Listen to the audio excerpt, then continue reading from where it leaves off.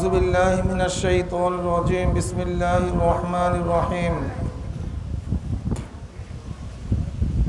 إن الذين آمنوا وعملوا الصالحات كانت لهم جنات الفردوس نزلا صدق الله العلي العظيم وصدق رسول النبي الكريم সবাই দুরূদ শরীফ পড়ে আল্লাহুম্মা সাল্লি আলা সাইয়্যিদিনা ওয়া নাবিয়িনা ওয়া শাফিঈনা ওয়া হাবিবিনা মাওলানা মুহাম্মদ সাল্লাল্লাহু আলাইহি ওয়া আলা আলিহি ওয়া আসহাবিহি ওয়া বারাকা ওয়া সাল্লাম আল্লাহুম্মা সাল্লি আলা সাইয়্যিদিনা ওয়া নাবিয়িনা ওয়া শাফিঈনা ওয়া হাবিবিনা মাওলানা মুহাম্মদ সাল্লাল্লাহু আলাইহি ওয়া আলা আলিহি ওয়া আসহাবিহি ওয়া বারাকা ওয়া সাল্লাম সবাই দুরূদ শরীফ পড়ি আল্লাহুম্মা সাল্লি আলা সাইয়্যিদিনা ওয়া নাবিয়িনা ওয়া শাফিঈনা ওয়া হাবিবিনা মাওলানা মুহাম্মদ সাল্লাল্লাহু আলাইহি ওয়া আলা আলিহি ওয়া আসহাবিহি ওয়া বারাকা ওয়া সাল্লাম।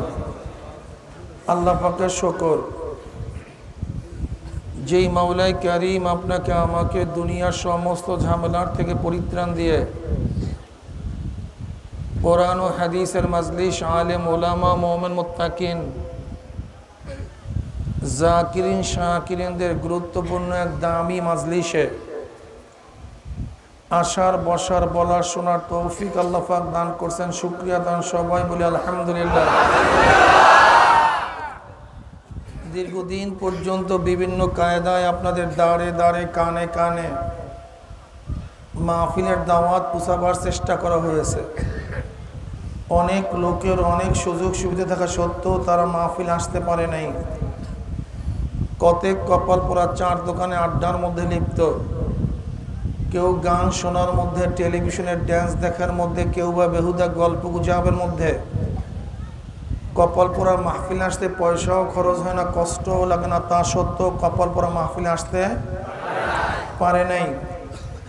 হে কপাল পোড়া বদনসিব, তোমার চাটকি ছাড়া মাড্ডা, ব্যবসা বাণিজ্য তো একটু পরেই শুরু করতে পারবা, মাহফিল তো আর কিছুক্ষণ পরে থাকবে না।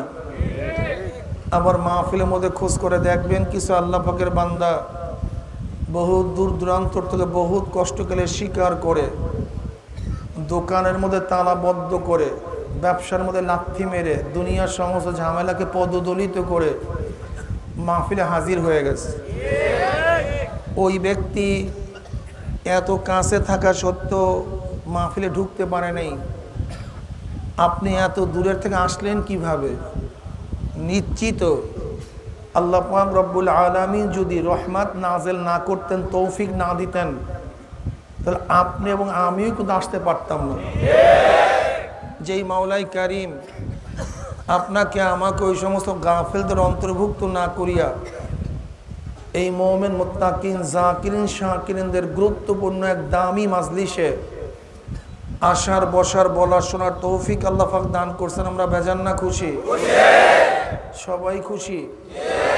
যারা আমরা খুশি হলাম, খুশির সাথে সবাই বলে আলহামদুলিল্লাহ। এই মাজলিস অনেক গুরুত্বপূর্ণ, অনেক দামি। যেরকম দুনিয়ার মধ্যে যারা দামি হয় তাদেরকে গার্ড অব অনারের ব্যবস্থা করা হয়। অমুক দেশের প্রাইম মিনিস্টার আসছে, প্রেসিডেন্ট আসছে, তাদের সম্মানার্থে গোটা এরিয়া আর্মি মিলিটারি ঘিরা ফেলাইছে। ঠিক আপনারা দামি হওয়ার কারণে ফেরেশতাদের মাধ্যমে আপনাদের সম্মান অর্থে গোটা এরিয়াকে ফেরেশতারা ঘিরা ফেলাইছে। ওয়ান আবি হুরায়রা রাদিয়াল্লাহু তাআলা আনহু আন আবি সাঈদ খুদরি রাদিয়াল্লাহু তাআলা আনহু আন্নাহুমা শাহিদা আলা রাসূলিল্লাহি সাল্লাল্লাহু আলাইহি ওয়াসাল্লাম। পড়েন সাল্লাল্লাহু আলাইহি। খালি শুধু মোহাব্বত। আমাদের দেশে মানুষ মোহাব্বতও করতে জানে না, কিভাবে মোহাব্বত করতে হয় তাও জানে না। শুধু নবীর পাগল, অথচ নবীর নাম শুনছে, দুরূদ পড়ে না।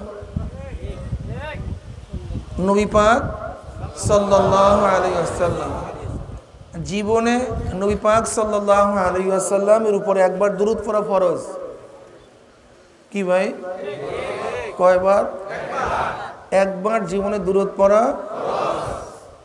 মজলিসে নবী পাক সাল্লাল্লাহু আলাইহি ওয়াসাল্লাম নাম শোনার পরে মাজলিসের প্রথমবারে দুরুদ পড়া ওয়াজিব। কি ভাই? নামাজের মধ্যে দুরুদ পড়া সুন্নাত। একই মাজলিসে নবী পাক সাল্লাল্লাহু আলাইহি ওয়াসাল্লামের নাম শোনার পরে বারবার দুরুদ পড়া মুস্তাহাব। এই মাজলিসে যতবার, এখানে যে বলছেন মাজলিস মানে এই যে যেখানে আসেন না, এখান থেকে জায়গা পরিবর্তন হওয়ার আগ পর্যন্ত একে মাজলিস বলা হয় না। যদি পরিবর্তন হয়ে যান তাহলে ভিন্ন মাজলিস, আবার পরিবর্তন হয়ে যান এটাকে অন্য মাজলিস বলা হয়। এই মাজলিস পরিবর্তন করার আগ পর্যন্ত যতক্ষণ পর্যন্ত নবীর নাম শুনবেন, প্রথম পড়ছেন ওয়াজিব, এরপর যতবার শুনবেন মুস্তাহাব। কিন্তু ইমামে তাহাবী রহমতুল্লাহ আলাইহি ফরমান, যতবার আমার নবী পাক সাল্লাল্লাহু আলাইহি ওয়াসাল্লাম নাম শোনা হবে ততবারই দুরূদ পড়া ওয়াজিব। কাজী বারবার নাম শোনার পরে দুরূদ পড়া ওয়াজিবের ফতোয়া আছে। সেহেতু যারা আশেকে নবী, আশেকে রসুল, তারা কোনো অবস্থাতেই আমার নবীর নাম শুনলে দুরূদ না পড়িয়া ছাড়ে না। কিন্তু আমরা আসলে মোহাব্বতও বুঝি না, মোহাব্বত কিভাবে করতে হয়। আমাদের দেশের মানুষ কিন্তু অনেকেই মোহাব্বত করতে চায় কিন্তু পদ্ধতি বুঝে না। কি কথা বুঝাতে পারি? মোহাব্বত করতে চায় কিন্তু পদ্ধতি। এরা মনে করে নবী পাক সাল্লাল্লাহু আলাইহি ওয়াসাল্লামকে তিনটা জিনিস সাবেত করতে পারি, প্রমাণ করতে পারি, তাহলে আমি আশিক রাসূল। কি কি? আমার নবী নূরের, আমার নবী হাজের নাজের, আমার নবী গায়েব জানে। বাস এই তিনটা যদি সাবেত করতে পারি তাহলে মনে করি আমি আশিক রাসূল। ঠিক না ভাই? এইগুলি নিয়ে আপনি এত আলোচনা করেন। আপনি গায়েব শব্দের অর্থ জানেন? হাজের নাজের শব্দের অর্থ জানেন? নূর শব্দের অর্থ জানেন? আপনি শাব্দিক অর্থটাই জানেন না, অথচ আপনি এইটা নিয়ে একেবারে মানে প্রেশান হয়ে গেছেন। কেউকে কাফের বলতেছেন, কাউকে মুশরিক বলতেছেন, কাউকে নবীর দুশমন বলতেছেন, কাউকে জাহান্নামী বলতেছেন। আপনি এমন আপনার মধ্যে ধারণা পয়দা হয়ে গেছে যে এখানে হয়তোবা আমার কোনো আল্লাহর বান্দা থাকতে পারে, আমার কোনো ভাই থাকতে পারে। ভাবছেন তো চরমনের হুজুর আসছে তো মানে আমাদের দুশমন আসছে, এরকম ভাবতে পারেন। কেউ থাকতে পারে, অথচ আপনার সাথে জীবনে আমার পরিচয় হয় নাই। কি কথা ঠিক না?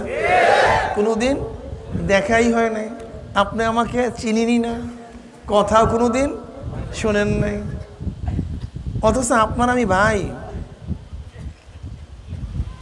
আল মুমিনু কারাজুলিন ওয়াহিদ ইন ইশতাকা আইনুহু ইশতাকা কুল্লু ওয়া ইন ইশতাকা রাসুহু ইশতাকা কুল্লু।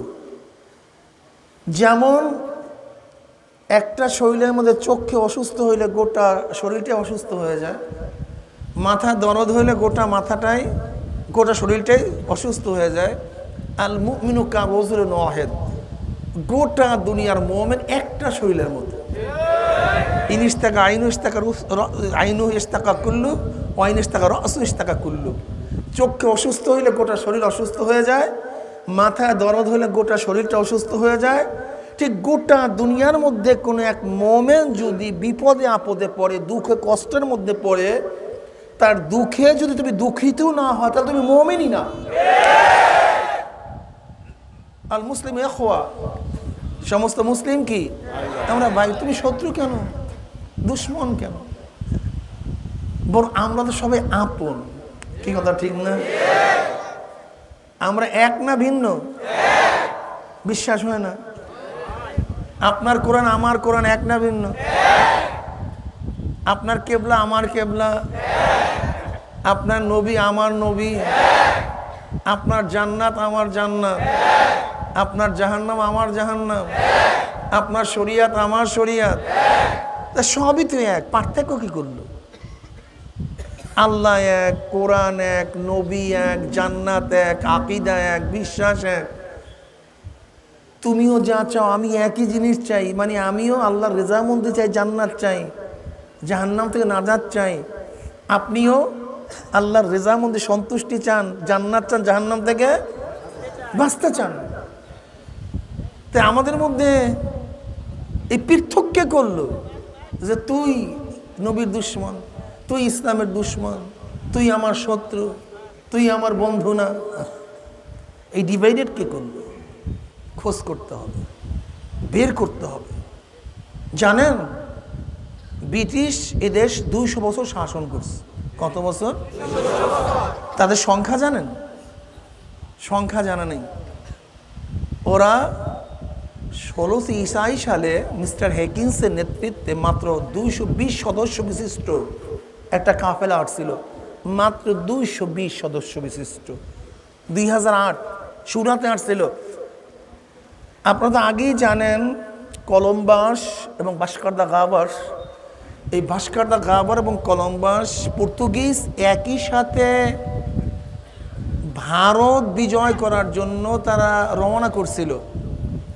কলম্বাস ভুলে চলে যায় আমেরিকার দিকে, কিন্তু ভাস্কো দা গামা ঠিকই 1498 ঈসা সালে সুরাতে আসে নদীপথে। তার অনুকরণে মিস্টার হ্যাকিন্স 1623 সালে 220 সদস্য বিশিষ্ট এক কাফেলা নিয়ে ইস্ট ইন্ডিয়া কোম্পানির নামে তারা প্রথম ভারতবর্ষে আসে। 208 ঈসা সালে তারা তৎকালীন জাহাঙ্গীরের থেকে ইস্ট ইন্ডিয়া কোম্পানির অনুমতি গ্রহণ করে। এটা 1608। এই চতুর ব্রিটিশ আস্তে আস্তে ভারতবর্ষ দখল করার জন্য ষড়যন্ত্র শুরু করে। উর্মিচাঁদ, করমচাঁদ, রায়দুল্লাহ বাবু, ঘসিডি বেগম, শেঠ বাবু, অনেকেই ভাবছে যে মুসলমানরা শুধু গাদ্দারি করছে।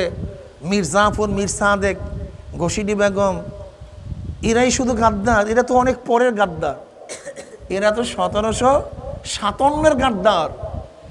কিন্তু এই ব্রিটিশদেরকে প্রথম জায়গা দিছে কারা আপনাদের জানা নেই। দেখবেন আমরা সবসময় মনে করি যে পাক বর্ধ উপদেশ থেকে মুসলমান হটাবার গাদ্দারকে মীর জাফর, মীর সাদেক, এরা তো 1757 গাদ্দার। পলাশির সময় গাদ্দারি করছে। আর মীর কাসেম গাদ্দারি করছে 1799-তে, টিপু সুলতানের প্রধান সেনাপতি ছিল, তার সাথে গাদ্দারি করছে। আর মীর জাফর করছে সিরাজউদ্দৌলার সাথে 57-তে 1700। কিন্তু এর আগেরও তো বহুত বড় বড় গাদ্দার। সেই গাদ্দারগুলি কারা? উর্মিচাঁদ, করমচাঁদ, রায়দুল্লাহ বাবু, শেঠ বাবু, যার নাম জবর শেঠ। এই পাক বর্ধ উপদেশের ইতিহাস আমাদের অনেকেরই জানা নেই। এরা বড় বড় গাদ্দার ছিল। 1717 ঈসা সালে ওরা 4টা প্রদেশ দখল করে। 1803 ঈসা সালে ওরা দিল্লি দখল করে তৎকালীন জাফরের থেকে। এরপরে গোটা পাক ভারত উপমহাদেশ ব্রিটিশদের আয়ত্তে চলে যায়। কিসে চলে যায়? ব্রিটিশদের। কোন সনে? 1803 ঈসা সালে দিল্লি দখল করার পরে। কিন্তু ওদের সংখ্যা জানেন কত? না না, মাত্র 6000। প্রথম আসছে 220 প্রথম। কিন্তু যখন পাক বর্ধ উপমহাদেশ তারা শাসন করছে তখন তাদের মাত্র সংখ্যা ছিল ইংরেজদের 6000। এই 6000 ইংরেজ গোটা ভারতবর্ষ প্রায় 200 বছর শোষণ করছে। কিভাবে করছে? ডিভাইডেড অ্যান্ড রুল, পৃথক করে দাও, ক্ষমতা চালাও। ওরা 4 আহম্মদকে সৃষ্টি করছিল। স্যার সৈয়দ আহমদ, আহমদ রেজা খান, গোলাম আহমদ পারভেজ, গোলাম আহমদ কাদিয়ানি, এই 4 আহম্মদ করা সৃষ্টি করছে। এক একজনকে এক একটা দায়িত্ব দিস, ভিন্ন ভিন্ন দায়িত্ব নিয়ে তারা কাজ করছে। ওদের দায়িত্ব কি ছিল? মুসলমানদের পার্থক্য করে দাও। এই ডিভাইডেড অ্যান্ড রুল। শোনেন, 5টা আঙ্গুল যদি ভিন্ন থাকে এর কোনো কি নেই, শক্তি নেই। কিন্তু যখন একত্রিত হয়ে যায় তখন শক্তি বেড়ে যায়। আপনি কি দেখছেন তারগুলি ছোট ছোট ওয়াইর, চেকন সেকন গুনা গুনা, ঠিক না? কিন্তু 100, 500 টন, 1000। ওই যে এখন যে স্পেন বসাইতেছে, ওই এক একটা স্পেনের ওজন কত? 3000 টন। পদ্মা সেতুর না কত হাজার টন? 3000 টন। ওয়ার উঠাইতেছে, কিন্তু ভিতরের ওয়ারগুলি চেকন চেকন। কিন্তু যখন একত্রিত হয়ে গেছে ওয়ারগুলি এরকম মোটা হয়ে গেছে, এক হয়ে গেছে, তখন 3000 টন সে জাগাইতে পারে। কিন্তু ওই ওয়ারগুলি যদি ভিন্ন ভিন্ন থাকতো, ওর প্রত্যেকটা কোষ যদি ভিন্ন ভিন্ন থাকতো, ও 5 কেজিও জাগাতে পারতো না। আমি কথাটা বুঝাতে পারছি? আজকে মুসলমানদের শক্তি খর্ব করছে মাত্র 2টা শব্দের দ্বারা। প্রথম কয়টা শব্দ? একটা হলো ন্যাশনালিজম, আর হলো পার্টি। ন্যাশনালিজম মানে জাতীয়তাবাদ। এটা হলো দ্বিতীয় বিশ্বযুদ্ধের পরে এই ঘটনা ঘটাইছে, তৎকালীন মক্কার গভর্নর হোসেনের মাধ্যমে। ন্যাশনালিজম মানে জাতীয়তাবাদ। আগে ছিলাম আমি এক মুসলমান, এক জাতি। ইরান, তুরান, ইরাক, আরব সব এক জাতি, আমি মুসলমান। দ্বিতীয় কোনো পরিচয় ছিল না। আমি কি? কথা বলেন না কেন? কে আরবি, কে আজমি, কে হিন্দুস্তানি, কে পাকিস্তানি, কে বাংলাদেশের কোনো পার্থক্য ছিল না, সব মুসলমান। এবার করলাম কি? জাতীয়তাবাদ, ন্যাশনালিজম। তার মানে আমি আরবি, তুই আজমি, তুই ইরাকি, আমি কুয়েতি, তুই হিন্দুস্তানি, আমি পাকিস্তানি। আমি মুসলমান না, আমি হিন্দুস্তানি। আমি মুসলমান না, আমি ভারতী। আমি মুসলমান না, আমি আরবি। যখন ন্যাশনালিজম হয়ে যায় তখন গোটা দেশগুলি আলাদা হয়ে যায়। মুসলমানের কান্ট্রি কি হয়ে যায়? আগে ছিলাম, এখন আমি আরবি, তুই তুরাকি, তুই ইরানি। মার বোমা কোয়েত ইরাকের উপরে, ইরাক কোয়েতের উপরে, সৌদি ইয়ামানের উপরে। কেন? ও তো আরবি, ও তো ইয়ামানি, ও তো মুসলমান না। কথা বুঝাতে পারি না? এক জাতীয়তাবাদ করে গোটা দুনিয়ার দেশগুলিকে আলাদা করে ফেলাইছে। আর একটা কি? পার্টি। পার্ট থেকে পার্টি, পার্ট পার্ট মানে অংশ, কোন পার্টিশন। এই পার্ট থেকে পার্টি। এক বাবার 7 সন্তান, সবাই ছিল মুসলমান। কি ভাই? কি ছিলাম? তার মানে মুসলমানের বিরুদ্ধে কেউ আসলে একই বাবার 7 সন্তান ইসলামের দুশ্মনের বিরুদ্ধে লাঠি নেয় আনতো। এখন কি করছি? পার্টি। আমি মুসলমান না, আমি আওয়ামী লীগ। আমি মুসলমান না, আমি বিএনপি। আমি মুসলমান না, আমি জাতীয় পার্টি। আমি মুসলমান না, আমি কমিউনিস্ট। আমি জাসদ, আমি ন্যাপ, আমি বাসদ। কথা বোঝেন নেই? আগে ছিলাম মুসলমান, এখন আমি আওয়ামী লীগ, আমি বিএনপি, আমি জাতীয় পার্টি, আমি জাসদ, আমি বাসদ, আমি ন্যাপ। আগে একই ঘরে মুসলমানদের পক্ষে একই বাবার 7 সন্তান লাঠি নিয়ে ঝাঁপায়া পড়ত, আর এখন একই ঘরের 7 সন্তান 7 ভাগে বিভক্ত হয়ে তারা মারামারি শুরু করছে। একই শব্দ, খালি পার্টি। আমি মুসলমান না, শব্দ তো মাত্র শুনছেন, পার্টি। এরপরও ব্রিটিশরা দেখলো ন্যাশনালিজম করে গোটা দুনিয়ার দেশগুলিকে আলাদা করছে। পার্টি করে গোটা ঘরের মধ্যে বিভক্তি সৃষ্টি করছি। এরপরও মসজিদে সমস্ত লোকগুলি একই সাথে নামাজ পড়ে, একই কায়দায় নামাজ পড়ে, পাক বধু উপদেশের। এই তখন তারা সৃষ্টি করছে লামুজাহাবি, আহলে হাদিস। এই যে আহলে হাদিস কিভাবে সৃষ্টি হয় আপনাদের জানা নাই, ঠিক না? 1246 হিজরিতে তৎকালীন সময় ব্রিটিশ এই আহলে হাদিস সৃষ্টি করে। এতদিন মারামারি করছে রাস্তায় ঘাটে, এখন এমন এক দর্শন তোদের মাথার মধ্যে ঢুকাই দিছি, এখন তোরা মারামারি করবি মসজিদের মধ্যে। তুই আমি জোরে পড়লি কে, আস্তে পড়লি কে, তুই হাত মারলি না কেন, তুই কেরাত পড়লি না কেন, তুই বেদাত করলি কেন, তুই মুশরিক হয়ে গেছো, তুই পীরের কাছে গেলি কেন? কি কথা ঠিক না? এরপরে বিদেশ চেষ্টা করছে। ঘটনা কি, এদেশে ছিল পৌত্তলিক, গোটা পাক উপমহাদেশে এক সময় ছিল হিন্দুরা, মূর্তি পূজা চলতো। আরব রয়েছে এখান থেকে 8000 মাইল দূরে। কিন্তু এই পাক উপমহাদেশে সে বঙ্গোপসাগরের কিনারায় পুরা ভারতবর্ষে এত টুপি কেন, এত দাড়ি কেন, এত মাদ্রাসা কেন? এই লোকগুলি কলেমা শিখলো কোথার থেকে? ওরা চিন্তা করছে, আরে খোদা রে, পিছনে তো মাইনুদ্দিন চিশতি, শাহজালাল ইয়ামানি, শাহ মাখদুম, শাহ পরাণ, শাহ আলী, এদের বড় বড় শায়েখরা এদের অক্লান্ত পরিশ্রমের ভিত্তিতে মুর্শিদদের মধ্যে, হিন্দুদের মধ্যে, মূর্তি পূজকদের মধ্যে তারা কলেমার ফুল ফুটায় ফেলাইছে। মাইনুদ্দিন চিশতি রহমাতুল্লাহ আলাইহির একার হাতে 1 কোটি হিন্দু মুসলমান হয়েছে। কত? এখন ব্রিটিশ চিন্তা করছে এরা পীর মুরিদের ভক্ত, যেহেতু গোড়া তাদের পীর মুরিদি, পীর মুরিদের মধ্যে ভণ্ড সৃষ্টি না করা পর্যন্ত এদেরকে গোমরাহ করা সম্ভব না। এই জন্য পীরের নামে কিছু মুর্শিদ সৃষ্টি করছে।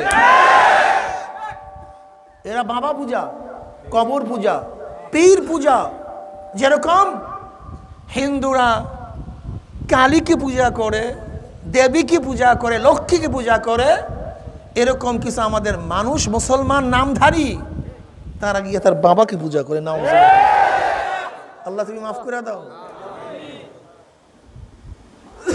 আমাদের দেশের মানুষগুলি কত গভেট, কত জাহেল, আপনি চিন্তা করতে পারছেন?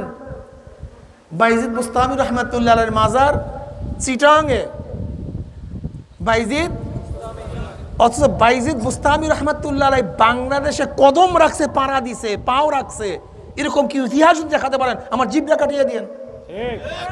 কোনোদিন পাড়াই দেয় না বাইজিদ বুস্তামি। উনি পারস্যের লোক, ইরানের লোক, বুস্তামের লোক। কোনদিন বাংলাদেশ উনি, বুস্তাম শহরের না বাইজিদ বুস্তামি। বুস্তাম কোথায়? ইরানে না।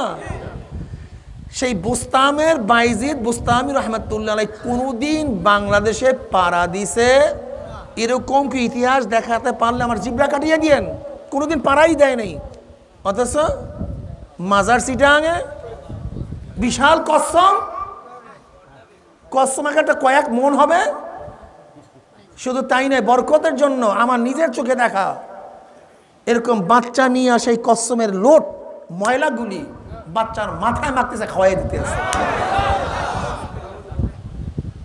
কি আজীব! এই আপনাদের আখাহুর আমি নিজের চোখে দেখছি, একটা গরু, একে মানুষ ভক্তি শ্রদ্ধা করে, এই গরু যার ঘরে গিয়া খায় কেউ কিছু বলেন আর বরকত। এই আপনাদের দেশে আছে কেল্লাসা, চড়ছে হলদমে, মতলবে আছে ল্যাংটা বাবা, চলছে হরদমে। এর কারণটাকে আমি বুঝি না কিছু। মানুষের মাথাটা কিলু নেই। আর একদল মানুষ বের হয়েছে যারা আমার নবী পাক সাল্লাল্লাহু আলাইহি ওয়াসাল্লাম কি করছে, কি করার জন্য বলছে, কেন আসছে, এই কথা বলেও না, শোনায়ও না। শুধু নবীর জাত নিয়ে আলোচনা করে, নবী কিসের তৈয়ারি, নবী কিসের তৈয়ারি, এই আলোচনা করতে করতে আমার নবীর অরিজিনাল কর্মসূচি কি তা শেষ। এখন আপনি যদি আমার রক্তের গ্রুপ নিয়ে চিন্তা করেন, হুজুরের রক্ত কোন গ্রুপ, এ গ্রুপ না বি গ্রুপ না সি গ্রুপ, এখন এইটা নিয়ে যদি আমাকে আপনার ব্যস্ত রাখেন তা আমি কিসের জন্য আসছি এটা কোনোদিন বলতে পারবো? এটা আপনার জানার দরকার আছে। আমাকে বলেন আমার রক্তের গ্রুপ কি, এটা আমার জানার দরকার আছে। আমার পোষার মধ্যে ইনফেকশন আছে কি না আমার দরকার আছে কোন তো? আমার পেট খারাপ না বলে আপনার দরকার আছে বলেন তো? আমার জাত নিয়ে আপনার আলোচনার প্রয়োজনটা কি? আমি তো আসছি বয়ান করার জন্য, আমি তো আসছি বয়ান করার জন্য। নবী পাক সাল্লাল্লাহু আলাইহি ওয়াসাল্লাম কিসের, এইটা নিয়ে একদল মানুষের মাথা খারাপ হয়ে গেছে, পাগল করিয়া ফেলাইছে। অথচ প্রশ্ন করি ভাই নূর কত অর্থে আসে? এর ছেলে আলা আসলে, ইলা আসলে, ফি আসলে অর্থ কি হবে ও জানেই না, ও নূর নিয়ে ব্যস্ত। আমি কি বলবো আপনাকে বলেন তো? ওই সমস্ত বন্ধুদেরকে বলবো, ওরা বন্ধুরা মনে করে আমার নবী যদি নূরের হয় তার মর্তবা বাইরা যায়। এইটা তাদের ধারণা, এইটা তাদের ধারণা। তারা মোহাব্বত করে এই কথাগুলি বলতে চায়, কিন্তু আমি আগেই বলছি মোহাব্বত বুঝে না, সমস্যা এখানে।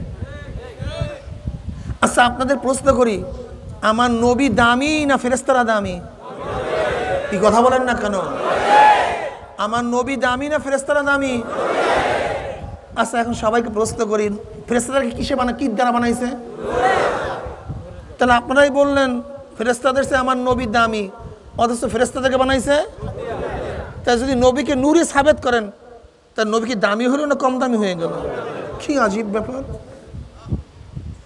কি আজীব ব্যাপার। ছোট্ট কথাটা আপনারা বুঝেন না? আমি এই প্রশ্নে যাব না সে কিসের, এটা আপনাদের ব্যাপার, এই আলোচনাই করব না আমি, কিন্তু আমার এই প্রশ্নের জবাব দেন। আপনারাই বলছেন আর আমার নবীর সামনে কিসের ফেরেশতা? নবীর তো অনেক উম্মত ফেরেশতাদের চেয়ে অনেক দামি। আমার নবীর অনেক উম্মতরা ফেরেশতাদের চেয়ে দামি না ভাই?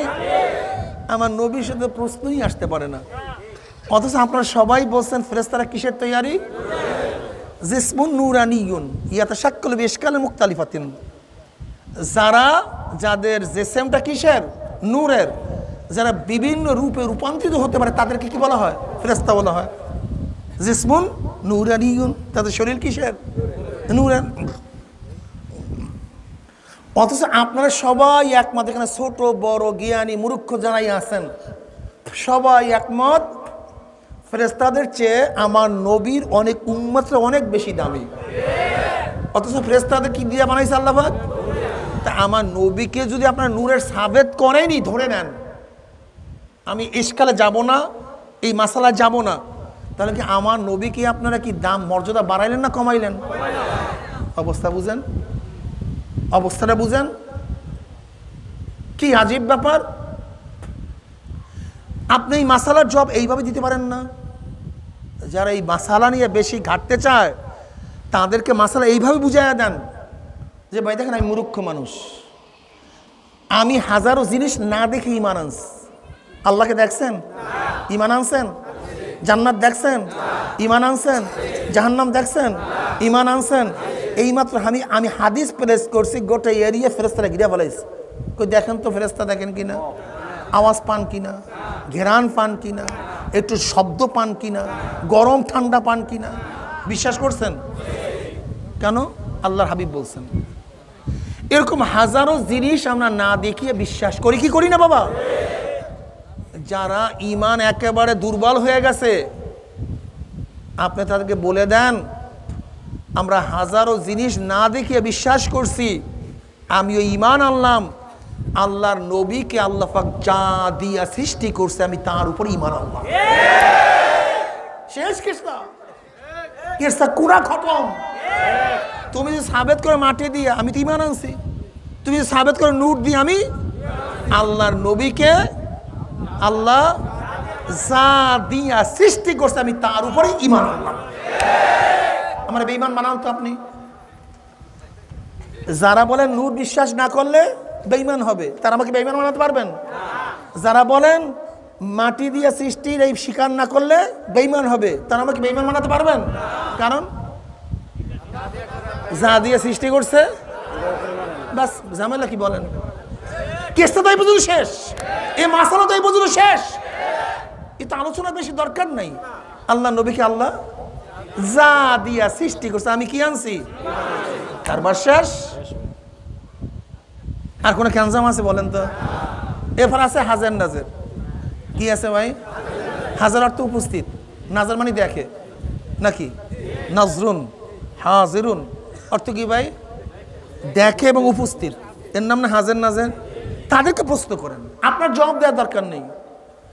আপনি ওই ভাইদেরকে আমার বন্ধু, আমি ওদেরকে বন্ধুই মনে করি, হয়তো বা ভুলের কারণে আমাদের সাথে সমস্যা, ঝগড়া কি আছে?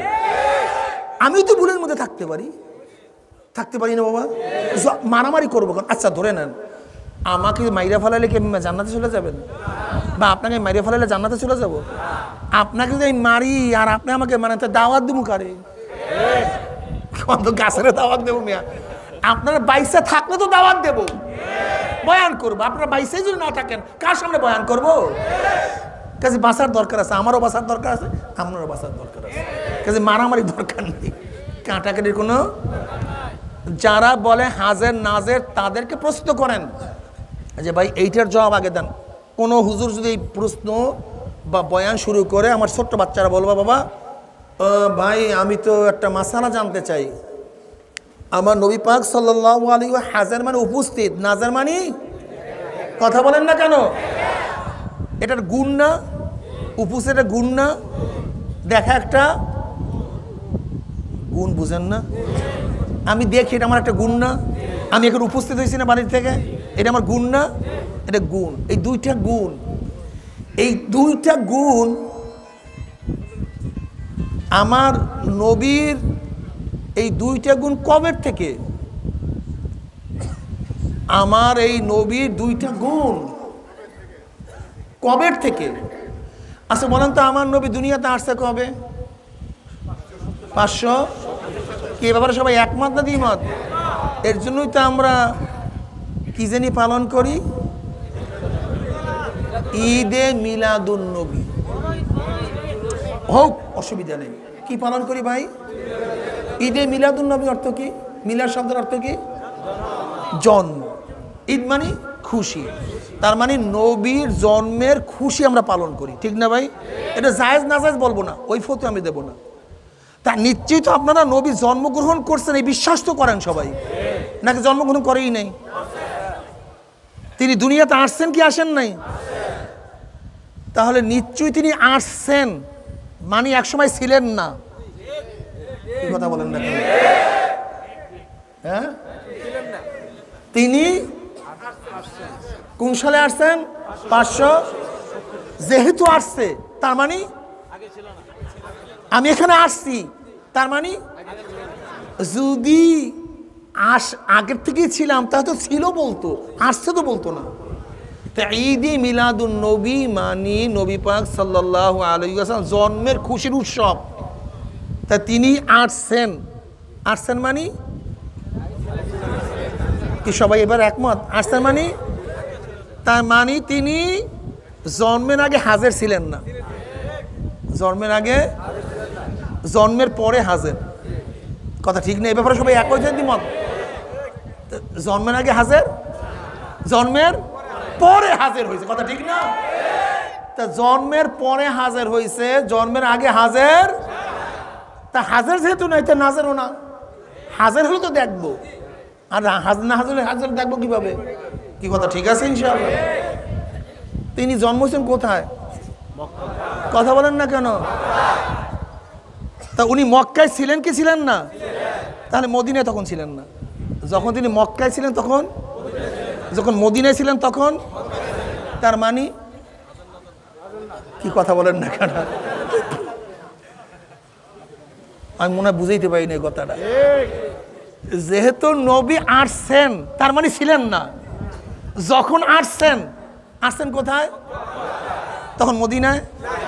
যখন হিজরাত করছে তখন মক্কায়। তা হাজির হলো কেমনে? কথাটা বুঝাতে পারি না। তাহলে দেখা গেল জন্মের আগেও হাজির না, যখন তিনি দুনিয়াতে ছিলেন তখনও হাজির। কিন্তু দুনিয়ার থেকে বিদায় হওয়ার পরে এই গুণ তুমি লাগাইলে কিভাবে? আমার কথা বলো, প্রশ্নটা বুঝাইতে পারি না। হ্যাঁ, বুঝাইতে পারছি? আরে মানুষ রে, কি নিয়ে আমরা ফিতনা করি। এবার গায়েবের মাসালা। আচ্ছা, হুদায়বিয়ার সন্ধি সম্পর্কে আপনারা জানেন কিছু? কি পড়ো নাই তোমরা বাবা? হুদায়বিয়ার সন্ধি হয়েছিল কেন? ওসমান রাদিয়াল্লাহু তাআলাকে দূত হিসেবে প্রেরণ করছিল, খবর আসছে তাকে কতল করা হয়ে গেছে, কথা ঠিক না? কি হয়ে গেছে? নবী কি করলেন? সবাইকে ডাকছেন, 1400 সাহাবী, এই হাত দে সবাই। কিসের উপরে? ওসমান হত্যার প্রতিশোধ দেব। কি দিয়ে আর জানি না আমরা, কি হত্যার প্রতিশোধ নেব? সব এখানে হাত দে, আর এই হাত খালি থাকবে, এইটা হলো ওসমানের হাত। কি কথা ঠিক না? এটা কার হাত? ওসমানের হাত। আল্লাহ নবী এক হাতে সমস্ত সাহাবাদেরকে শপথ করাইলেন, বয়াত করাইলেন, আর এক হাত ওসমানের জন্য খালি রাখলেন। কেন ভাই? কি জানি শব্দ কিসের জন্য নাই, মনে ভুলে গেছে। ওসমান কি হয়ে গেছে? তাই তুমি যদি গায়েবী জানেন তাহলে এখানে ভণ্ডামি করছে নিশ্চয়ই, নাউজুবিল্লাহ। কি কথা বলেন না কেন? নিশ্চয়ই ফাঁকিবাজি করছে সাহাবাদের সাথে, কারণ তিনি তো জানেনি ওসমান হত্যা হয় নাই, তিনি তো গায়েব জানে। নিশ্চয়ই নবী ধোঁকাবাজি করছে। আয় তোরা সব তোগুলাকে ধোঁকাবাজি করবো, আমি বলবো যে ওসমান হত্যা হয়ে গেছে, কাজে তোরা আমার কাছে বয়াত গ্রহণ কর। কি কথা বলেন না কেন? যদি গায়েব জানা লাজেম হয় গায়েব মানে কি? গায়েব মানে অদৃশ্য, অনুপস্থিত। কি কথা ঠিক না? মানে অনুপস্থিত থাকতেও যে জিনিস জানে, দেখে, কোনো মাধ্যম ব্যতীত তাকে বলে গায়েব। যদি ধরে নেন আমার নবী গায়েব জানে, এই কথা বলেন, তাহলে আমার নবীকে ধোঁকাবাজ বলা লাজেম হয় না, জরুরি হয়ে পড়ে না? যারা বলেন নাউজুবিল্লাহি মিন যালিক। তাহলে আমার নবী গায়েব জানে এই কথা বলিয়া আমার নবীকে সত্যবাদী বানাইলা, মিথ্যাবাদী বানাইলা, সম্মানিত করলেন, অপমানিত করলা। আর তুমি বলতেছো আমার নবী সম্মানিত, অথচ কোরআনের ঘটনা, হাদিসের ঘটনা, বয়াতের দোয়ান, কোরআনে আয়াত নাজিল হয়ে গেছে, বুখারী মুসলিমের মধ্যে হাদিস চলে আসছে, দুনিয়া সবাই জানে।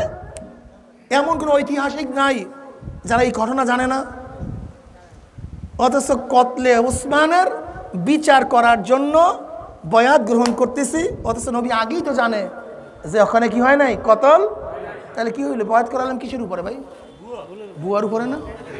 বুঝেন কিছু? বুঝো বাবা কিছু। বাবারে এত সহজ মনে করিও না। আমাদেরকে ওরা কেন শত্রু বানায় জানো? জানো লাইটের বিরুদ্ধে ওদের বক্তব্য কেন জানো? ওরা বর জানে লাইট জ্বালাইলি আমার চরিত্র অন্ধকার চলে যাবে, সব দেখতে পারবে। এর জন্য ওরা আমাদের বিরুদ্ধে। ওরা কি? আমরা হইলাম ওয়াহাবি, আমরা হইলাম কি নবীর দুশ্মন, আমরা কি ইসলামের দুশ্মন, আমরা মুরশিক। অথচ যেই নবীর প্রেমে পড়িয়া নবীর আশিকরা ছোট্ট একটা নবীর সুন্নাত ছাড়ে না, তারা নবীর দুশ্মন হয়ে গেল। আর সে নামাজ পড়ে না, রোজা রাখে না, পর্দা করে না, হিনি এমন কোন অপরাধ নেই যে অপরাধ করে না, সে নবীর আশিক হয়ে গেল। আর এই মানুষ বুঝে। আমি আশ্চর্য হয়ে যাই আপনাদের জ্ঞানের উপর। মানুষ এত বিবেকহীন হয় কিভাবে? এত জ্ঞানহীন হয় কিভাবে মানুষ? এত জ্ঞানহীন হয় কিভাবে মানুষ? বাবা শোনো, এই টুপি কেন পড়ছি? আমার বাবায় পড়ছে এর জন্য? আমার দাদায় পড়ছে? আমার বংশের লোকে টুপি পরের জন্য? না বাবা, না। আমার বাবায় টুপি পড়ছে, আমার দাদায় পড়ছে, আমার বংশের লোক টুপি পরে এর জন্য টুপি পরি নেই, বরং মদিনাওয়ালার মাথার মধ্যে টুপি ছিল, তার প্রেমে পড়ি আমার মাথায় টুপি উঠে গেল। তোমাকে বুঝতে হবে আমি কেন দাঁড়িয়ে রাখছি। আমার বংশের লোক দাঁড়িয়ে রাখছে? আমার বাবার দাড়ি, আমার দাদার দাড়ি?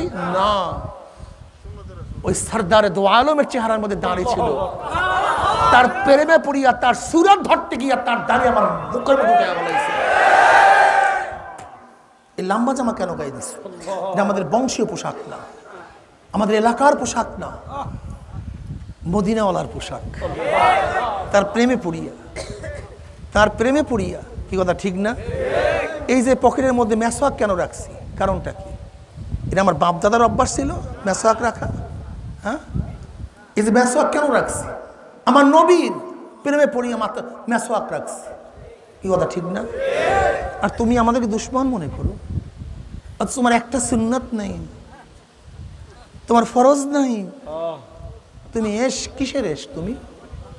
শোনো, ব্রাজিলের কে ভক্ত মুখ দিয়া বলার দরকার নেই, ওর চুলের কাঠিন প্রমাণ করে অমুক খেলোয়াড়ের আশিক, ওর বাড়ির রং প্রমাণ করে অমুক দেশের আশিক, ওর পোশাক প্রমাণ করে অমুক নায়কেরও ভক্ত নাকি, ওর গেঞ্জি প্রমাণ করে অমুক শয়তানের ভক্ত।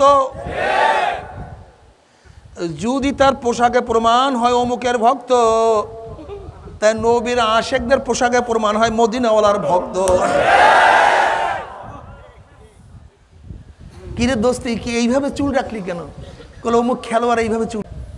যদি বড় বড় লুচ্চাদের আশেকরা তাদের পোশাক পরতে পারে, ওই ডিজাইনের চুল কাটতে পারে, তাই মদিনাওয়ালার আশেকরা সেই ডিজাইনে কেন চুল কাটতে পারবে না? সেই ডিজাইনে কেন টুপি পরতে পারবে না? সেই ডিজাইনে কেন লম্বা জামা গায়ে দিবে না? আমরা তো মদিনাওয়ালার আশেক। মান আহাব্বা সুন্নতি ফাকাদ আহাব্বানি ওয়া মান আহাব্বানি কানা মাই ফিল জান্নাহ। অন্য হাদিসে আল্লাহর নবী কি বলেন? মান দয়্যা সুন্নতি হুররিমাত আলাইহি শাফাআতি। যে আমার সুন্নাতকে মহাব্বত করলো সে আমাকেই মহাব্বত করলো, আর যে আমাকে মহাব্বত করলো সে আমার সাথে মাওলার জান্নাতে চলে যাবে। অন্য হাদিস কি বললেন? মান দইয়া সুন্নতি হুররিমাত আলাইহি শাফাতি, যে আমার সুন্নাতকে অপছন্দ করলো, আমার সুন্নাতকে ধ্বংস করিয়া ফেলাইলো, আমার সুন্নাত মানলো না, তার উপরে আমার শাফাত সম্পূর্ণ হারাম হইয়া যাবে। হুররিমাত আলাইহি শাফাতি, সুন্নাত মানো না আর নবীর শাফাত কবুল করতে চাও, বলছে কি তোমাকে এই কথা? কি বাবা, আর আমি শত্রুতার কথা বলছি না বন্ধুত্বের কথা বলছি? আমরা সবাই এক না অভিন্ন? এক না ভিন্ন? সবাই এক, আমরা অভিন্ন কেউ না। কি কথা ঠিক না? সবাই জান্নাতে যাইতে চাই না? আলহামদুলিল্লাহ। মাত্র দুইটা জিনিস লাগবে জান্নাতে যাওয়ার জন্য। কয়টা জিনিস? ইন্নাল্লাযীনা আমানু ওয়া আমিলুস সলিহাতি কানাত লাহুম জান্নাতুল ফিরদাউসি নুজুলা, নিশ্চয়ই যারা ঈমান আনার পরে নেক আমল করবে। কি আনার পরে? ঈমান আনার পরে, ঈমান আনার পরে নেক আমল করবে, আমার মাওলা তাদেরকে জান্নাতুল ফিরদাউস দান করবে। জোরে বলেন সুবহানাল্লাহ। ঈমান ও নেক আমল বলেন কি? জোরে বলেন। এই ঈমান ও নেক আমল যার মধ্যে থাকবে সেই মাওলার জান্নাতে চলিয়া যাবে। ঈমান তো বুঝলাম, নেক আমলটা কি? নামাজ কই, রোজা কই, যাকাত কই? কোনো কথাই তো নাই, শব্দ দুইটা। ইন্নাল্লাযীনা আমানু ওয়া আমিলুস সলিহাতি কানাত লাহুম জান্নাতুল ফিরদাউসি নুজুলা। নেক আমলটা কি? নেক আমলটা কি? আমার নবীর 23 বছরের জিন্দেগি কয় বছরের? কয় বছরের? মক্কিনা, মাদানিনা, হিজরাতিনা, জেহাদিনা, তালিমিনা, তাসকিয়ার না, জিকিরের না, বরং 23 বছরের জিন্দেগিতে আমার নবী যাহা কিছু করছে সব কিছু করা, যাহার থেকে নিষেধ করছে সব কিছু ছাড়ার নাম নেক আমল। 23 বছরের জিন্দেগিতে।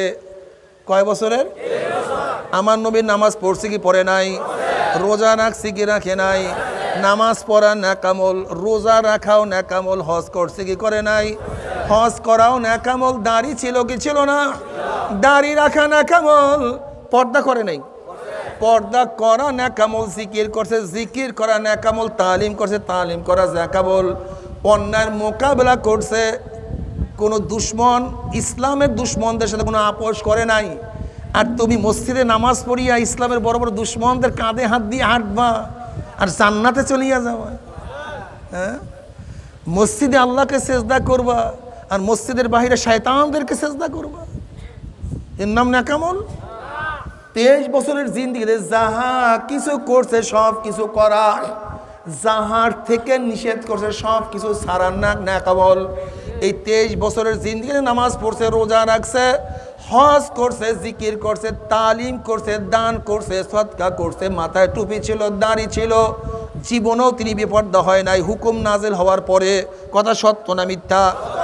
সুদ খায় নাই, ঘুষ গ্রহণ করে নাই, জেনা বিবিচারের কাছেও যায় নাই, মিথ্যা বলে নাই, ধোঁকাবাজি করে নাই, গিবত শিকায়েত করে নাই। এগুলি সব নেক আমল, সব নেক আমল। যাহা করছে, যাহার থেকে নিষেধ করছে, এই 23 বছরের জিন্দেগি অনুযায়ী যদি কেউ আমরা চলতে পারি, আলহামদুলিল্লাহ, আল্লাহ পাক রব্বুল আলামিন তার জন্য এমন জান্নাত তৈয়ার করে রাখছে। নবী পাক সাল্লাল্লাহু আলাইহি ওয়াসাল্লাম ফরমান, ওই জান্নাত কেউ কোনোদিন চোখেও দেখে নাই, কানেও শোনে নাই, অন্তরে অনুভবও করে নাই। আল্লাহ তুমি কবুল করিয়া নাও। জান্নাতের মধ্যে জান্নাতীরা যাবে, আনন্দ ফুর্তির মধ্যে লিপ্ত হইয়া যাবে। জান্নাতের গাছগুলি এরকম ঝুলন্ত অবস্থায় থাকবে, জান্নাতে মানুষের কাছে কাছে ফলগুলি ঘুরতে থাকবে, ঝুলতে থাকবে। জান্নাতি মানুষের যখনই ফল খাইতে মনে চাইবে, গাছে ওঠার প্রয়োজন নাই, কোনো কিছু দিয়া পারার প্রয়োজন নাই, অন্তরের সাথে সেন্সর হয়ে যাবে। সেন্সর, সেন্সর বুঝেন নাই? গেছেন না বিদেশে আপনারা? দেখছেন এয়ারপোর্টে টেপের নিচে হাত দিলেই অটোমেটিক পানি পড়িয়া যায়, মোটর দেওয়ার দরকার নেই, গেটের কাছে যাওয়ার সাথে সাথে অটোমেটিক দরজা খুলিয়া যায়, খোলার দরকার নেই, সেন্সর করা। ঠিক জান্নাতের প্রত্যেকটা ফলের সাথে জান্নাতি মানুষের অন্তরের সাথে সেন্সর করা থাকবে। যখনই খাইতে মনে চাইবে, অমনি জান্নাতের ফলটা টুবড়িয়া মুখের মধ্যে পড়িয়া যাবে। আল্লাহ তুমি কবুল করিয়া নাও। চাবাবার প্রয়োজন নাই, অটোমেটিক মুখের মধ্যে ফল গলিয়া যাবে। একটা ফলের মধ্যে কম পক্ষে 40 রকমের উপরে স্বাদ লাগিয়া যাবে। সুবহানাল্লাহ। এইমাত্র আপেল খাইছেন, কি খাইছেন? যেখান থেকে পড়ছে সাথে সাথে আপেল হয়ে গেছে। আবার চিন্তা করবেন আপেল আবারও খাবো, এইমাত্র খাইলাম। আরে খানা আবারও। প্রথমবার যে আপেলের স্বাদ ছিল, দ্বিতীয়বার খাওয়ার সাথে সাথে দেখবা সেই স্বাদ পরিবর্তন হয়ে গেছে, অন্য স্বাদ আইসা গেছে। আবার তৃতীয়বার খাও ভিন্ন স্বাদ, আবারও খাও ভিন্ন স্বাদ, আবারও খাও ভিন্ন স্বাদ। জোরে বলেন সুবহানাল্লাহ। জান্নাতের ফল অপবিত্র না পবিত্র? তা অপবিত্র মুখের মধ্যে পবিত্র ফল, মিথ্যে কথা, কোনদিন না। যদি জান্নাতি ফল খাইতে চাও, সুদ মুক্ত জবান করো, ঘুষ মুক্ত জবান করো, গিবাত মুক্ত জবান করো, গিবাত মুক্ত, চগলখড়ি মুক্ত জবান করো, তাহলে জান্নাতের ফল মুখের মধ্যে ঢুকাতে পারবা। কি কথা ঠিক না? জান্নাতের মধ্যে জান্নাতীরা আনন্দ ফুর্তির মধ্যে লিপ্ত হয়ে যাবে। আল্লাহ পাক বলবে, জান্নাতীরা আমি তোমাদের সাথে যে ওয়াদা করছি সেই ওয়াদা কি পালন করছি নাকি? তখন জান্নাতি মানুষ বলে, মাওলা রে, এত কিছু দিছো কোনোদিন কল্পনাও করি নাই, কিন্তু একটা ওয়াদা এখনো পালন করো নাই। অমনি আমার মাওলা পাক বলে, ফেরেশতা রে, আমি বন্দাদের সাথে ওয়াদা করছিলাম জান্নাতের মধ্যে তাদের সাথে সাক্ষাৎ করব, কিন্তু এখন আমি সাক্ষাৎ করি নাই। এ ফেরেশতারা নূরের পর্দা হটাইয়া দে। যখন 70,000 নূরের পর্দা হটাইয়া দেওয়া হবে, প্রত্যেকটা জান্নাতি ভিড়াভিড়ি ধাক্কা ধাক্কে আমার মাওলাকে দেখতে পারবে। আমার মাওলাকে দেখার সাথে সাথে সমস্ত জান্নাতীরা সেজদার মধ্যে পড়িয়া যাবে। আল্লাহ তুমি কবুল করিয়া নাও। এক সেজদার মধ্যে 40,000 বছর কাটিয়া যাবে, কিন্তু জান্নাতীদের হুঁশ থাকবে না। আল্লাহ তুমি কবুল করিয়া নাও। জান্নাতের যত নিয়ামত, এর মধ্যে সর্বশ্রেষ্ঠ নিয়ামত হলো আমার মাওলার দিদার। আল্লাহ তোমাকে এক নজর দেখার তৌফিক দিয়া দাও। নবী পাক সাল্লাল্লাহু আলাইহি ওয়াসাল্লাম ফরমান, মান আহাব্বা লিকা আল্লাহি আহাব্বাল্লাহু লিকাহু ওয়া মান কারিহা লিকা আল্লাহি কারিহাল্লাহু লিকাহু। যারা আমার মাওলার সাথে সাক্ষাৎ করাকে পছন্দ করে, আমার মাওলা তাদের সাথে সাক্ষাতের জন্য অপেক্ষায় আছে। আর আমার যারা মাওলাকে সাক্ষাৎ করতে চায় না, আমার মাওলা তাদের সাথে সাক্ষাৎ দিবে না। আল্লাহ তোমাকে এক নজর দেখার তৌফিক দিয়া দাও। কিন্তু মনে রাখতে হবে, আমার মাওলায় পবিত্র, আমার মাওলায় নূর। এই চোখের দ্বারা কোনো অবস্থাতেই যদি তোমার গুনাহ হয়, হারাম জিনিসের দিকে তাকানো হয়, তাহলে কোনো অবস্থাতেই এই চক্ষু আমার মাওলাকে দেখবে না। আল্লাহ তোমাকে দেখার চক্ষু বানায়া দাও।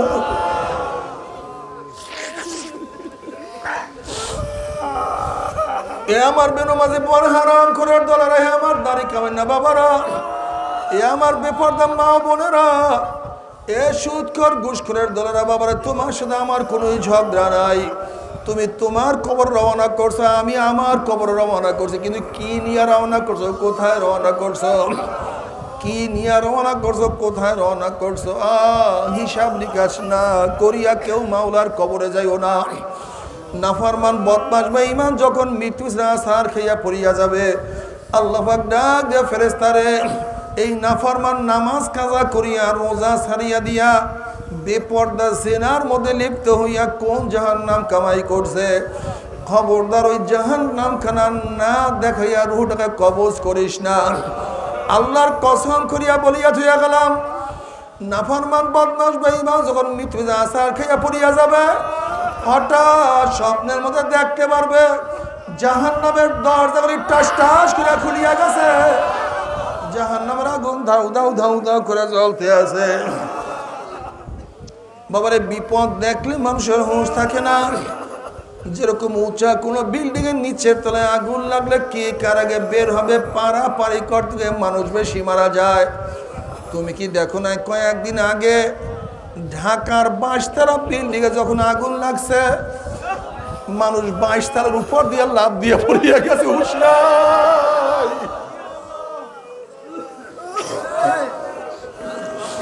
বাবারে বিপদ দেখলে মানুষের হুঁশ থাকে না। নাফরমান বদমাশ বেঈমান যখন স্বপ্নের মধ্যে দেখতে পারবে আজরাইলের মাথা আসমানে পাও তার জমিনে, এক হাত মাসিক আর এক হাত মাগ দিবে, নীল রঙের দিঘির মতো বড় বড় দুইটা চক্ষু, গোটা দুনিয়া বরাবর বিশাল একটা শরীর, আবার সমস্ত শরীরের মধ্যে লম্বা লম্বা কালো কালো পশম, আবার সমস্ত পশমের গোড়া দিয়া শুধু আগুনের সিলকি বাইরে গেছে। এই অবস্থা দেখে নাফরমানের রূহ আর বাইর হতে চাইবে না, রূহটা থরথর করে কাঁপতে থাকবে। আজরাইল আলাইহিস সালাতু ওয়াস সালামের দিকে রূহটা করুণ দৃষ্টিতে তাকায় থাকবে, বলবে ভাই আজরাইল, আমার বয়স তো মাত্র 16, আমার বয়স তো মাত্র 18, আমি তো মাত্র ম্যাট্রিক পরীক্ষা দিলাম, আইয়ে ভর্তি হইলাম।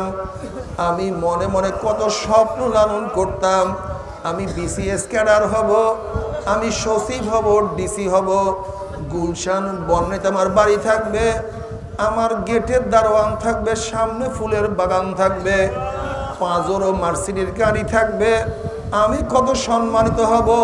কিন্তু ছাত্র জীবনে তুমি আমার সামনে হাজির হইয়া যাবা, আমি কোনোদিন কল্পনাও করতে পারি না। এ আমার মেট্রিকের ছাত্র বাবারা, 9-এর ছেলেরাও কি দুনিয়ার থেকে বিদায় হয় নাই? এ আমার 9-এর ছাত্র বাবারা, 8-এর ছেলেরাও কি দুনিয়ার থেকে বিদায় হয় নাই? এ বাবা, তুমি কি তোমার সন্তানের লাশ কাঁধের মধ্যে বহন করো নাই? এ দাদা, হে নানা, তুমি কি তোমার নাতির জানাজা উপস্থিত হও নাই? এ বড় ভাই, তুমি কি তোমার ছোট ভাইকে চিরদিনের জন্য দাফন করো নাই? এ বন্ধু, তোমার বন্ধু কি দুনিয়ার থেকে বিদায় হয় নাই? তুমি আগামীকাল বাঁচবা, তওবা করবা, মাওলাকে রাজি খুশি করিয়া মাওলার কবরে যাবা। এই গ্যারান্টি তোমাকে কে দিছে রে বাবা? নফস এবং শয়তান ছাড়া এই গ্যারান্টি কেউ দিতে পারে না। আল্লাহ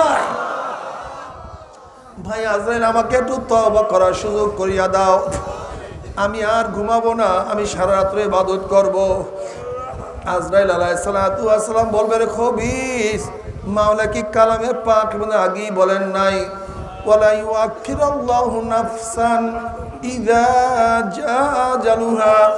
আমি কাউর বাড়ির দরজায় নক করলে গোটা দুনিয়ার মানুষ আমাকে সরাইতে পারে না, আমি কাউর সামনে হাজির হইলে গোটা দুনিয়ার মানুষ আমাকে ভাগাইতে পারে না।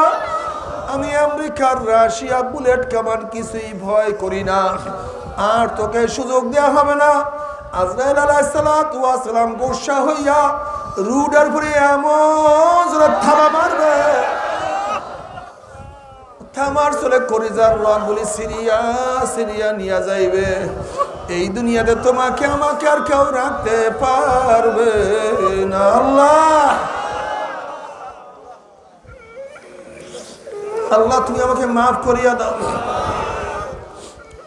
দুনিয়ার খেলা শেষ হইয়া গেল, এরপর তোমাকে আমাকে প্যাকেট করিয়া কবরের দিকে নিয়ে রওনা করবে।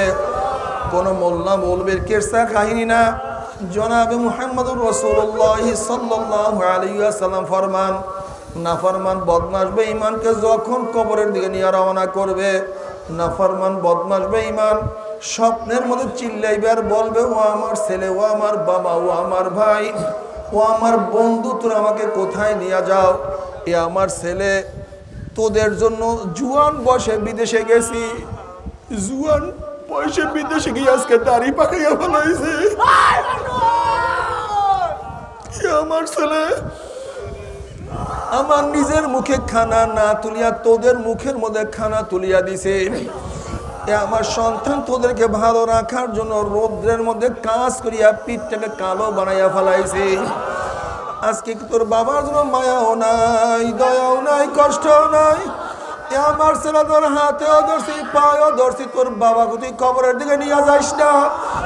আমার ছেলে, তুই কি দেখো না কবরের মধ্যে 99টা স্বভাব আমার দিকে তাকাইয়া রইছে। ওই যে কবরের মধ্যে জাহান্নামের আগুন ধাউ ধাউ ধাউ ধাউ করে জ্বলতে আছে। আমার ছেলে তোর হাতেও ধরছি, পায়েও ধরছি, ওই কবরের দিকে আমাকে নিয়ে যাইও না। নবী পাক সাল্লাল্লাহু আলাইহি ওয়াসাল্লাম ফরমান, নাফরমানের চিল্লাচিল্লি দুনিয়ার কোন মানুষ যদি শুনতে পাইতো, ওই নাফরমানকে কেউ কাফন দাফনও করতে পারতো না, ফালাইয়া দিয়া সবাই জঙ্গল দিকে চলিয়া যাইতো। আল্লাহ তুমি আমাদের সবাইকে মাফ করিয়া দাও। এই কবরের মধ্যে হাজার হাজার বছর থাকতে হবে, এরপর আল্লাহ পাক রব্বুল আলামিন কিয়ামতের ময়দান কায়েম করবে। আল্লাহ বাবারে, দুনিয়ার চিন্তা করতে করতে কার বয়স তো 30 হয়ে গেল, দুনিয়ার চিন্তা করতে করতে কেউ তো 40 অতিক্রম করিয়া ফেলাইছে, দুনিয়ার চিন্তা করতে করতে কার দাড়ি চুল গুলিয়ে পাকাইয়া সাদা বানাইয়া ফেলাইছে, দুনিয়ার চিন্তা করতে করতে কেউ তো কবরের কিনারায় কিনারায় ঘোরাফেরা শুরু করিয়া দিছে, কিন্তু কিয়ামতের চিন্তা করার সুযোগ পাও নাই রে বাবা। আমার অনুরোধ থাকবে, কয়েকটা মিনিটের জন্য দুনিয়ার চিন্তা দূর করিয়া একটু কিয়ামতের চিন্তা করিয়া দেখো। আজকে দুনিয়ার থেকে সূর্য 9,30,00,000 মাইল দূরে, এই 9,30,00,000 মাইল দূরের থেকে গরমের দিনে সূর্য যখন গরম দেয়া শুরু করে, সূর্যের গরমে 2-3 ফিট পুকুরের পানি গরম হইয়া যায়, রাস্তার পিচ গলিয়া যায়, বালু উত্তপ্ত হইয়া যায়। কোন একটা মানুষকে হাত পা বাঁধিয়া টিনের চালের ফেলাইয়া দিলে 1 ঘন্টা পরে সে মারা যাবে। 9,30,00,000 মাইল দূরের সূর্যের গরমে ছায়া গেয়া দুনিয়ার ঠান্ডা, দুনিয়ার পানি যদি গরম হইয়া যাইতে পারে, রাস্তার পিচ গলিয়া যাইতে পারে, বালু উত্তপ্ত হইয়া যাইতে পারে, কিয়ামতের ময়দানে আল্লাহ পাক রব্বুল আলামিন এত উঁচা সূর্যটাকে 1 হাত বা সোয়াদ মাথার উপর করে ফেলাইয়া দিয়া আল্লাহ পাক ডাক দেয়, সূর্য তোর মধ্যে যত গরম আছে সমস্ত গরম ছাড়িয়া দেন, নাফরমান বুঝুক আমি মাওলা কেমন। সূর্য মাওলার হুকুম পাই এমন ভাবে গরম দেয়া শুরু করবে, সূর্যের গরমে মাথা টালে টাস টাস করে ফাটিয়া যাবে, মগজ মাথার মধ্যে উঠতে থাকবে না, কেবল মুখ দিয়া মগজ গলিয়া গলিয়া পড়তে থাকবে, মানুষ দাঁড়াইতে পারবে না, মানুষ শুধু লাফাইতে থাকবে। বাবারে, দুনিয়াতে কয়দিন বাঁচবা? 30, 40, 50, 60, 70, 80 বছর। আর কোন মোল্লা মৌলবীর কোন কেরসা কাহিনী না, কোন পীর বুজুর্গর কোন বাণী না। আল্লাহ পাক রব্বুল আলামিন কালামে পাকের মধ্যে ফরমান, ওই কিয়ামতের ময়দানে সূর্যের গরমের নিচে শুধু দাঁড়াইয়া থাকতে হবে 50,000 সানা, 50,000 বছর। আল্লাহ তুমি আমাদের সবাইকে আরো নিচে জায়গায় করিয়া দিও, সবাইকে আরো নিচে জায়গায় করিয়া দিও, সবাইকে আমাদের তোমার সাদাত করিও।